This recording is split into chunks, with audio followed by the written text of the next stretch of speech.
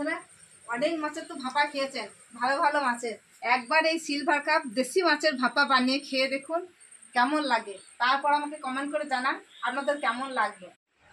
নমস্কার বন্ধুরা, আমি মিঠু দাস বৈরাগ্য বাড়ি রান্না করে আপনাদের সকলকে সুস্বাগত।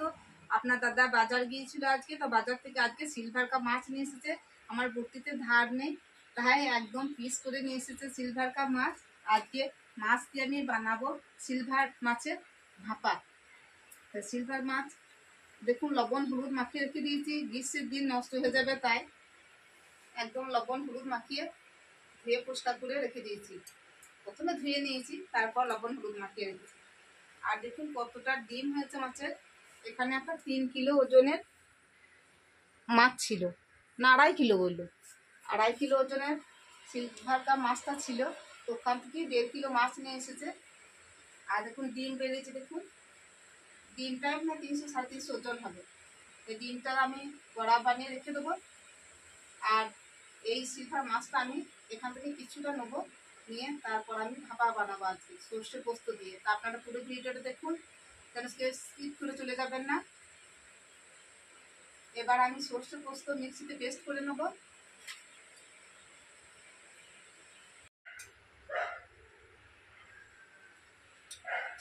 এই চামচের 4 চামচ পোস্ত নিয়েছি, 50 গ্রাম পোস্ত নিয়েছি, 4টে কাঁচা লঙ্কা দিয়ে দিচ্ছি মিক্সি বাটিতে।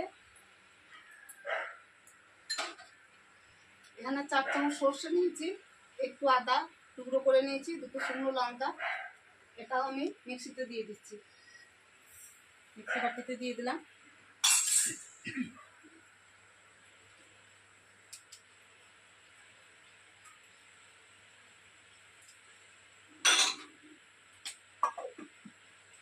আগে সর্ষে পোস্তটা আমি শুকনোই গুঁড়ো করে নেব, তারপর জল দিয়ে পেস্ট করে নেব।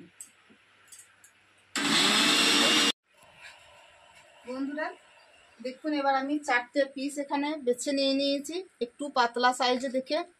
আর নিয়েছি 4টে পেটি মাছ। এই সিলভার কাপ মাছ বড় সাইজ হলে কিন্তু খেতে খুব ভালো লাগে, তাই আজকে আমি সিলভার কাপ মাছের ভাপা বানাবো। এবার সর্ষে পোস্ত পেস্ট করে নিয়েছি, দিয়ে দেবো প্রথমে।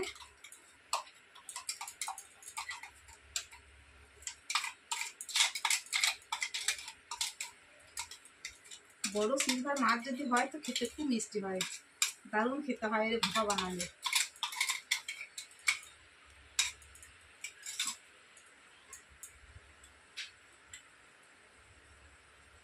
হলুদ দিয়ে দেবো, হলুদ আগে একটু মাখানো আছে, এখন অল্প ছোটো চামচ করে 1 চামচ দিয়ে দিলাম। লবণটাও মাখানো আছে, পরিমাণ মতো লবণ দিয়ে দেবো। আবার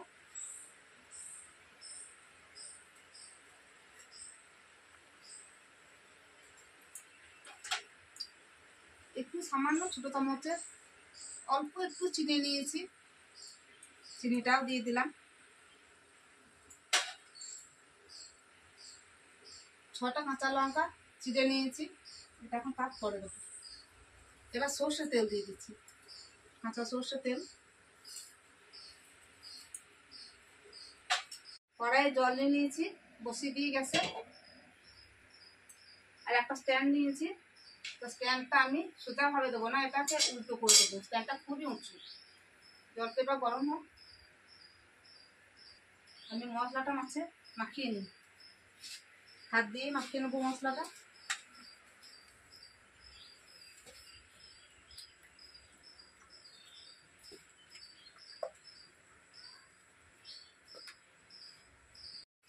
মাছের মশলাটা ভালো করে মাখিয়ে নিয়েছি।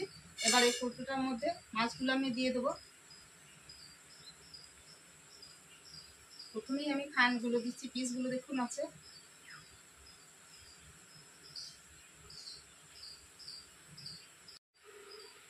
মাছের পিসগুলো দিয়ে দিয়েছি প্রথমে, এবার আমি পেটিগুলো দেবো।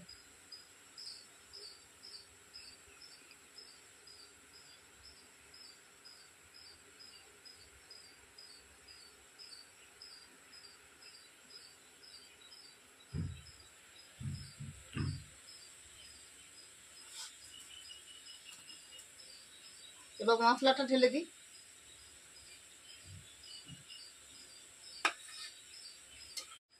মাছ মশলা সব কিছু দিয়ে দিয়েছি, মিক্সি বাটিটা থেকে একটু জল নিয়ে আমি এখানে মশলার সঙ্গে দিয়ে দিয়েছি ধুয়ে। এবার যে কাঁচা লঙ্কাগুলো ছেড়ে দিয়েছিলাম কাঁচা লঙ্কাটা দিয়ে দেবো।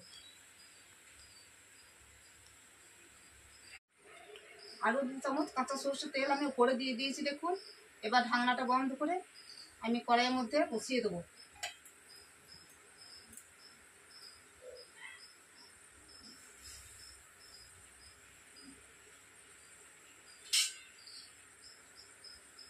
একটা থালা নিয়েছি, এবার ঢাকা দিয়ে দিচ্ছি।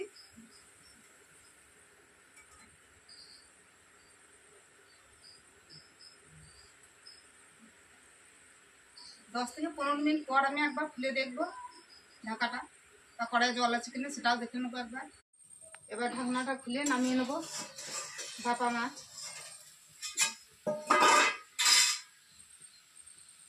হয়ে গেছে, একদম তৈরি।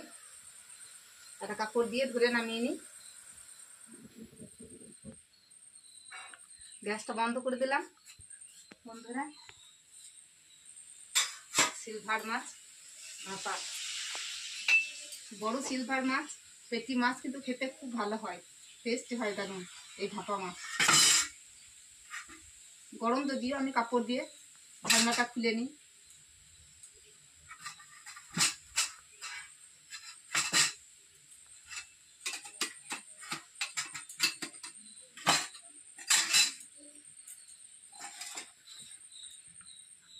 দেখুন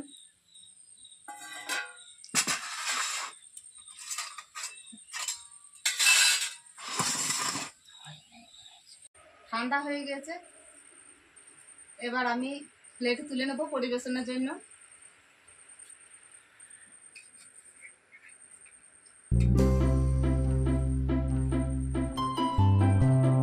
সিলভার মাছ ভাপা একদম তৈরি দেখুন।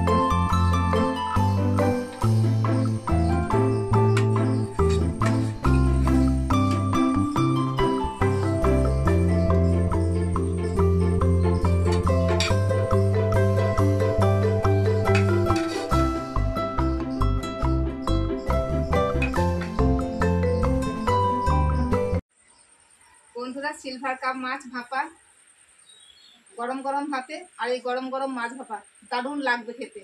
একদম পরিবেশনের জন্য তৈরি হয়ে গিয়েছে দেখুন। এবার আমি পরিবেশন করতে চলে যাব। আমি যেমনভাবে এই রেসিপিটা বানালাম, আপনারা যেন এরকমভাবেই সিলভার কাপ মাছ ভাপা বানাবেন। দেখবেন খেতে দুর্দান্ত হবে। গরম গরম ভাতে অনায়াসে এক থালা ভাত খেয়ে নিতে পারবেন, আর কোনো কিচ্ছু সবজি দরকার হবে না। আবার পরের রেসিপিতে দেখা হবে। নমস্কার, ধন্যবাদ।